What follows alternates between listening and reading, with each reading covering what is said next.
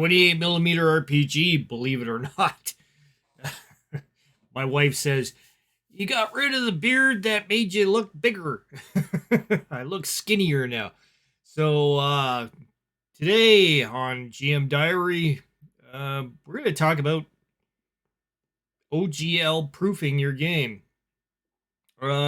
Seems pretty cut and dry here. So, Wizards of the Coast wants you to play the game on a virtual tabletop or with your group with maps and minis, because they sell them. They sell the maps, they sell the minis. They've created the rule set as a board game because that's how you play it. So don't play it that way. Stop playing it that way. You want to play it without the maps, play it without the minis. You're going to find you're going to get a lot more stuff done in the game as far as the players, interacting with what you how you describe things in each room. It doesn't matter if the layout of the room is for you as a game master. The layout of the room is compared to what the players are thinking in their heads. It's totally okay. It's totally okay that they think if you describe a room with a cauldron in the middle and there's a fire underneath that cauldron and there's bloop bloop bloop coming out of it, and you say okay, and there's also a couple of exits to this room as well besides the entryway that you came through. They may be thinking, okay, well, what is this room dark? Is this room light? Maybe it's just the fire that's casting. Maybe they're thinking that there's torches on the walls. It's okay if they think that. Maybe they think there's a ladle in that cauldron. That's okay. You didn't say anything. That's okay. You can also intervene as the game master and say, there is no ladle in the cauldron. And ladle is over. You look around for the ladle, and you see that there's one over in the corner of the room hanging on a hook or something like that. You can make stuff up all you want. The whole idea as the game master is to describe things and teach yourself how to describe them a little bit more accurately. If the ladle's important or something like that to your game, make sure that you describe stuff like that. And that's the way it goes. Use the theater of the mind. Use your mind power. They can't take away, the OGL cannot take away your mind out of the game. So use your mind. Enjoy the being immersed with your group in creating this whole imagination collective of ideas going back and forth. Practice with your players in doing that. You might need to do that. You might have to teach them how to use their brain a little bit more. A lot of players will end up being, visual centric because they've been conditioned this way. And then you just, go with them and try to teach them the limits of how you as a game master want to envision the play style. Because as a game master, you have your choice. You can be totally descriptive and describe everything into detail. You can write things down. You can make a kind of a monologue of things that you find in this room. What I do is I just make little bullet points. There's got to be this, and this in the room. All right. And this is all part of a puzzle, maybe, that I put together for this particular room. I need the cauldron. I need the ladle. I need some ingredients that they need to find in some sort of a chest that's hidden away in this area. But the players only see certain things when they first come in. They have to search around and look and find, the secret opening to that chest, which has the ingredients, and they can go ahead and do stuff with it. And it's entirely, that stuff you don't find in a virtual tabletop. And if you do have the virtual tabletop, you're going to end up with like literally, half of the session, people wandering around this crazy room, going, oh, I don't know what to do. When you've trained your players and your players are used to using their theater of the mind, that becomes much more faster. And you start going through different rooms, like you can go through, if you're doing just a 90-minute session. I do 90-minute sessions only because of the restrictions of YouTube, uh, with my players at the time that I got allotted to playing the game. I've restricted my play style on the live plays at 90 minutes. At home, you have like hours if you want, if you have the time to spare for that. So then do that.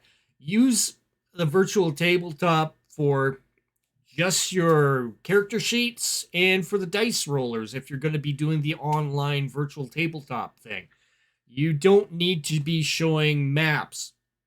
You can show images. I love to show my players images so that they can collectively know what exactly it is that they're looking at, and they can go ahead and judge and kind of decipher what they're seeing and figure out little aspects from it. Listen to your players as a game master. Learn to listen to them, because they may come up with some cool ideas too that you can enhance later on in if you're doing a campaign or whatever it is. But not playing it like Wizards of the Coast wants you to is one way to get out of that OGL, aspect. Because if they're saying what they're saying on the OGL, they're going to be coming after, people that are monetized. They have the monetized channels, and they are making money off of off the people watching things. Like they're making money off of the advertising, and Wizards of Coast wants a piece of that because they're being greedy, and they've decided, yeah, anything that people show is theirs as far as their game goes. So they own it. They want a piece of that action. So I'm just saying, don't play it the way they want you to play it, and there's nothing they can do about it, because you look around and you see other people, doing their games, and they're not role playing. They're just simply, being die rollers. They sit back looking on their phones half the time, not involved with the gameplay. They're too busy doing the phone thing.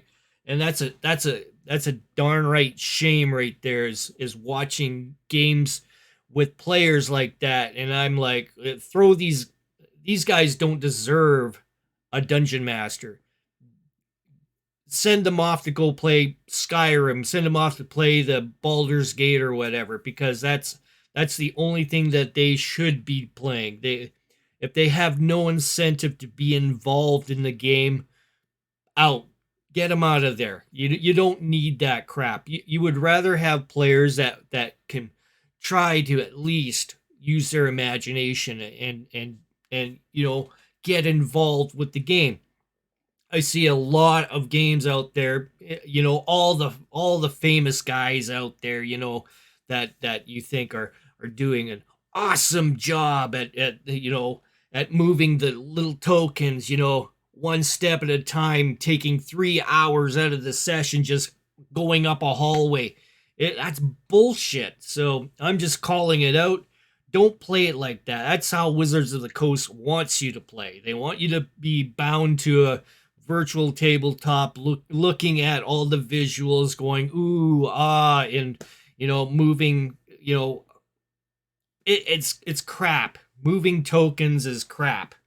So you want to get into a totally different way of playing it, which is very much the old school way, where we used to use our imagination. And that's what I am trying to bring back here. That's what Shauner's trying to bring back here. That's what RPG is Dumb is trying to bring back here as well. Is getting rid of these, restrictions, because we've become accustomed to, seeing these maps. Yeah, I wish I had a map right here that I could tear up in front of you, some Wizards of the Coast thing. Because I think, You got to go ahead and start thinking outside the box inside the brain pan here. A lot of people are like, but I do that. And then we see videos and you don't do that because, you're all caught up in the visual kind of thing. You want to use the mind's eye instead, use your brain's visuals. Don't use the visuals that you are seeing in front of you. Have the character sheets there. That's all you need. The character sheets and a die roller. If the game master has a cool picture, sure, put that up. Get the collective brain going on a visual picture. Everybody knows, what this carnival looks like. If you're putting in a carnival, you can have the tents and everything, and a picture showing, the acrobats and stuff like that. That's fine. That's fine. You're not showing a picture in order to have some sort of combat that's going to take you, an hour to just do one kind of encounter, and that's crap. You don't want to have that kind of gameplay. You want it to be faster than that. You want to have an interesting session with all kinds of different things happening. Then you might want to pace it out and have maybe a session where it's a little bit slower, so it doesn't feel like you're pushing your players to the brink of insanity, because you want to have like so much action going on or so much chaos going on that their brains just start to melt. You want to have sessions that can have a little slow, little combat, a little intrigue, some mystery or something. End it with some sort of a cliffhanger kind of thing. Or some sort of, all of a sudden they realize, oh, what, this guy is involved with the whole thing, this whole conspiracy of, whatever it is you're involved with, and end it there. Because then the next session comes up, they're going to be anticipating, oh, what's going to happen next, right? So you want to have those kinds of expectations in your game. You don't want to have what I see out there as a game session that is just so freaking boring that you just want to rip your eyes out instead of watching it. There, I've done my rant. So, OGL-proof your game, because if Wizards of the Coast or whoever, comes after me, let's say Traveler has some sort of, OGL thing that they have out that they say, okay, well, if you're broadcasting your game, we're gonna, and you're monetized, we want a piece of that action. Well, I'm not playing it the way you intended, so that's, I'm playing it the way so maybe you owe me some money instead. It's like, but with Wizards of the Coast, you see that there is a massive push to have virtual tabletop minis, maps, and that's the way you're going to play it as far as they're concerned. They don't realize that there's game masters out there. There's a few of us out here that want to do the theater of the mind, and the players are doing the theater of the mind. We do away with all these excess costs, and we can say, hey, you can't touch your stuff, because we're doing it our way. Our game style is not the Wizards of the Coast game style. So you can F off and leave our shit alone, right? So that's what you want to do. Enough of this BS with the OGL and stuff like that. You just play it the way you want it to. I mean, you can do the board gamey thing if you really want to, but if you're doing the board gamey way, that's the Wizards of the Coast way. So me, I ain't being no freaking sheep, and I'm doing the role-playing way. And so is Shauner, and so is RPG is Dumb, and so is, the cast party, all the rest of them guys that are doing an awesome job of doing theater of the mind role play. That's the way you got to do it in order to avoid all this BS that's coming up. So that's all I have to say.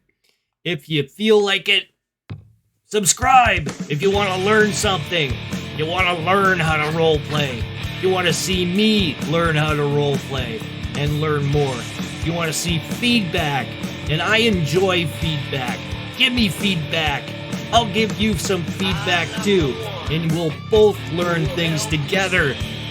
To subscribe, just do it, damn it.